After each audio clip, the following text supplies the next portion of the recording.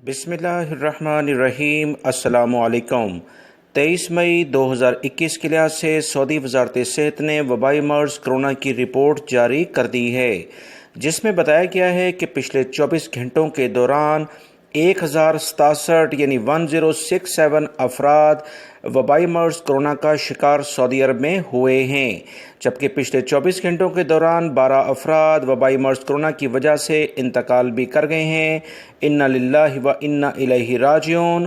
895 افراد صحتیاب بھی ہوئے ہیں۔ سعودی وزارت صحت نے تازہ ترین رپورٹ جاری کرتے ہوئے بتایا کہ احتیاطی تدابیر پر سختی سے عمل کیا جائے، اسی طرح سے انشاءاللہ رفتہ رفتہ سعودی عرب میں دوبارہ سے حالات نارمل کنڈیشن کی جانب جا رہے ہیں، جس پر عوام کو مزید کارروائی کرنے کے لیے کہا گیا ہے۔ سعودی وزارت صحت نے آج کی رپورٹ میں مکہ المکرمہ ریجن، جس میں جدہ بھی شامل ہے، اسے ٹاپ لسٹڈ کیا ہے، کیونکہ یہاں پر وبائی مرض کرونا کے کیسز کافی زیادہ آئے ہیں۔ مکہ المکرمہ ریجن یاد رکھیں، اس میں جدہ بھی شامل ہے۔ 322 کیسز دیکھے گئے ہیں۔ 292 کیسز ریاض ریجن میں دیکھے گئے ہیں، جبکہ ریاض ریجن سعودی عرب کی ٹوٹل آبادی کا 40% بنتا ہے۔ ایسٹرن ریجن جو دمام کے علاقے ہیں، 138 کیسز یہاں پر سامنے آئے ہیں۔ مدینہ منورہ ریجن میں 105 کیسز ہیں۔